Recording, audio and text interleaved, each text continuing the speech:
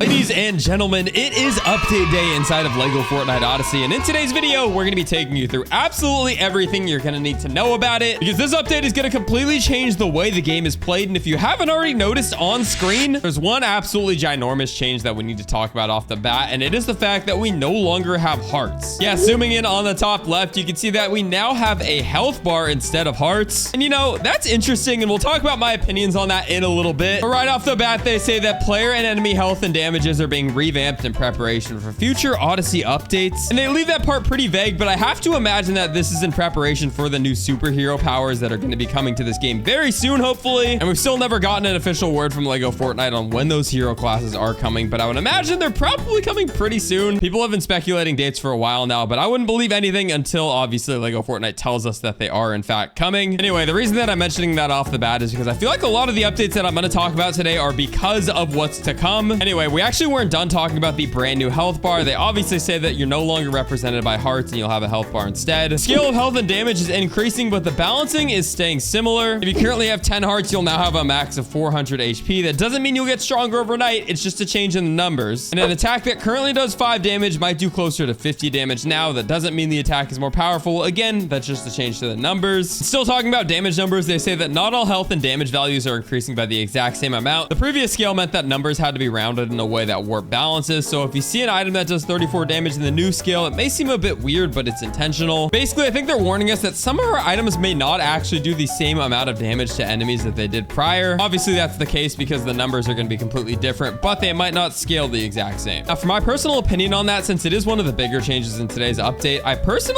don't really care about the damage numbers because those don't matter too much. They're just numbers at the end of the day. Enemies have never really had hearts, quote unquote, but who have had hearts are us as players. So yeah, guys, it really is the end of an era for the hearts. And personally, that bums me out just a little bit since it is a pretty standard part of LEGO games to have hearts on screen. From the first ever LEGO games that I played back in the day, like LEGO Star Wars, we always had hearts. And honestly, it's just kind of a staple to me personally. It's not the end of the world, obviously. And again, this does feel like it's catered towards the brand new hero classes that are coming because obviously with expeditions, we have the same exact type of health bar. Looking at the health bar now, if I take off all of my charms, just like they mentioned in the patch notes, you'll start with around 200 HP. And as you're seeing here, we have 360 HP on top of the 200. And that's simply because I ate a pizza. Coming over here to my food chest, you'll be able to see that a lot of these foods do different buffs now. And essentially, a lot of them are going to overheal you, giving you more hearts than you're intended to have. And then obviously putting charms on top of that are going to buff your health even more. For example, with my current charm setup that I really enjoy with 2 storm charms and 1 totem of return, I'm going to have up to 600 HP. And then coming over here to the crafting bench, of course, we're no longer getting plus 4 hearts, plus 3 hearts, things like that. We're now getting plus X amount of extra HP with it maxing out at 160 HP per charm. Maybe we'll see better charms in the future, but for now, the best charms are still going to be the storm charm. And then I think the regeneration charm is pretty good too. Yeah, this does 120 extra HP. And then the health charm actually still does 160. So the health charm and the storm charm are going to be the 2 best. Anyway, that's about everything from the health and damage part of this video. Let me know what you think about it in the comments. Again, I'm kind of bummed out that we're losing out on the iconic LEGO hearts, but hold my tongue until we see the larger hero update because maybe it'll make more sense then. Anyway, the next update is absolutely huge and it's going to change the way the game is played from start to finish. And I mean that seriously, because if I go ahead and put down a small chest and open it up, it used to only have 10 slots. And as you can see, it's now doubled with 20 slots. I'm popping up the note on screen to say that we're also adjusting chest sizes to increase your storage across the board. Small chests increase from 10 to 20, medium chests increase from 16 to 25, large chests from 20 to 30, grand chests from 24 to 35, and gem chests from 28 to 42. And that is absolutely insane because it means that this green medium chest is basically almost the same that the gem chests were before this update. Let's go ahead and destroy these though and show you in its entirety because obviously we are in my storage base right now that just has a ton of gem chests. And if we come over to something like this book chest, this was completely filled with books, but as you can see, we have 2 brand new rows that we can go ahead and fill out this storage chest with. So if I come back over here and throw these in, oh my goodness, this is actually so nice because we're immediately increasing what's in every single chest. Another great example of this is my vine chest, which I've just been absolutely overflowing. I literally have multiple chests for that reason. But with us going from 28 to 42 items in every single one, we're able to throw so much more. And yeah, it's gonna overall save us a lot of headaches in this game, even from the start. Like I mentioned, using these small chests at the beginning of games is actually kind of a headache because they do hold absolutely nothing. Literally 10 things is all they would hold, and that's not very useful off the start. But yeah, with that changing across the board, it's gonna make things a lot easier NPCs here. And honestly, I think that's a very welcome change. W Lego Fortnite on that one. Now, in a second, I'm going to talk about how Mask Maker Daigo has actually entered the Lego Fortnite Odyssey world. But before we do that, there's a few more small changes to get through. So starting off, we have building with resources and village chests will now work more consistently. And multiplayer players will now have their own unique colored icons on the world map, pings, and compass items. They're adjusting the resource costs on a few stations and other items. And lastly, there's a new filter in the build menu where you can go ahead and hide uncraftable items, which is pretty nice. And of course, if we go ahead and exit the boundaries of our village to get rid of the village chest functionality, if I don't have certain items in my inventory, which I have absolutely nothing now, it's going to basically hide every single build. Of course, as I start filling my inventory up with items, it's going to show more and more that you can actually craft based off of what you're currently holding. I think that is a very nice change. That way you're not getting baited into thinking you can build things that you actually can't. But for the last and one of the biggest changes in today's update, also in Odyssey, Mask Maker Daigo hits the road. Not in a leaving way, you may encounter Mask Maker Daigo while exploring your Lego Fortnite Odyssey world. Be prepared to defend yourself. And if you don't know what Mask Maker Daigo looks like, you probably haven't played Lego Fortnite Expeditions, but here he is. And I personally explored my world as well as looked at my map to try to find Daigo, and I haven't been able to yet. So if you have, leave your best tips in the comments for locating him. That way some of our community can go ahead and find him as easily as possible. And not only did they add Mask Maker Daigo, they also changed a brand new resource to the game. So they say use Mask Maker's corruption against him. You'll be able to refine corrupted crystals just like any other gem. And if you craft self-defense tools using cut corrupted crystals, the Spire Wrath 4 rune will be applied. With this rune, Lil Mask will target your foes and dodge your foes' attacks. Vengeance Jones has a new journal entry to give you after completing his previous ones. So we're actually going to go ahead and check that out right now because I believe Vengeance Jones should be somewhere hanging out, and there he is on the docks. Let's go ahead and talk to him, and he's going to go ahead and tell us all about the new cut corrupted crystals and when we open our journal and sort by the new Vengeance Jones quest. We'll see it right here. Create 3 corrupted crystals, so let's go ahead and do that. Immediately running up here to our gem cutter, we can go ahead and select a recipe, and you'll see that there is a brand new entry for cut corrupted crystals. So let's go ahead and set that recipe, and let's just throw 3 in for now. Obviously, right now, as it stands, if we go ahead and make something like a sword, you can see that we'd be able to input corrupted crystals. Obviously, I no longer have enough, but when we'd make it, we'd be able to get Spirebane 3 on our sword, which is actually what we currently have. Right here, we have a Spirebane 3 sword, but taking out the brand new cut gems, we can now craft new recipes, which is exactly what Vengeance Jones wants us to do. So let's go ahead and do that. We're gonna make a crossbow this time around, and the really cool thing about this brand new rune is exactly what it does. So if we take a look at it, it says that every few seconds, your dodge will summon enemy-seeking masks that will explode on contact, which is basically the exact same thing that the spires do to you. If you fought one of the more difficult spires, you'll know that they do shoot those same enemy-seeking Daigo masks. So it seems like now we'll be able to harness those same exact powers, which is absolutely awesome. So let's send it. Here we are. We got a superior spire, and we also have our brand new corrupted crossbow. So here goes nothing. We're gonna go ahead and start chipping away at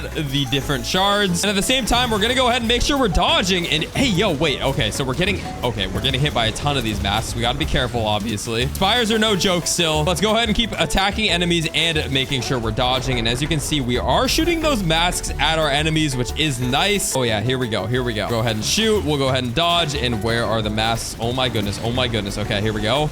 Wow, wait, that's actually insane. Shoot, dodge, we're gonna shoot the masks, and there he goes. Oh, it didn't even eliminate him, but that was pretty close. We just gotta keep on dodging though, and oh my goodness, we just died because I forgot to eat. I'm so glad I threw back on my totem because I did take it off earlier in today's video, and that would have been horrible. Anyway, that felt a bit chaotic because I was getting mask shot at me at the same time I was trying to shoot masks. So let's do this in a little bit more of a controlled environment. Let's shoot at a wolf, let's dodge, and let's see it. Okay, yeah, so look at that. Wait, why did it just attack the pig and not the wolf? That is crazy, but yo, oh my goodness, we're actually just killing pigs out here. But yeah, as I dodge, it's just gonna continue to shoot these. I wonder if I even have to attack or if I could just literally roll around and just keep shooting masks. And you can. Wait a sec, that's actually insane. I don't even have to be attacking. I can literally just keep on rolling around and it will keep on shooting these masks. It doesn't seem like these masks are the most powerful thing considering, okay, yeah, there's the elimination, but they're not doing the most damage in the world. And I feel like that's totally okay. It's just an accessory damage point that you can do. It's not your main attack that you're gonna want to have, but maybe, just maybe, it should help you out in those battles. And I think it is actually hilarious that they are just gonna go absolutely rogue and they'll be able to attack anything, including chickens. Nothing's safe. But anyway, guys, that's about it from the brand new updates in Odyssey. Let me know what you're thinking about everything new. Obviously, it's no hero classes, but it is something. And I do have high hopes for September. I feel like this is the month that we're finally gonna get the hero classes in, and I do think that it's gonna be a ginormous update, so I'm super excited to be covering that. If you made it all the way until the end and you did find this video helpful, helpful, make sure to let me know by subscribing and dropping a like on the video. It really helps me out. And lastly, I never shout out my code, but if you are buying any Lego sets in the item shop or the brand new Kai Cenat skin that's coming out very soon, use code Kaz. It really helps me out, and I love all of you guys that use my code. But that's been about it from today's video. Peace.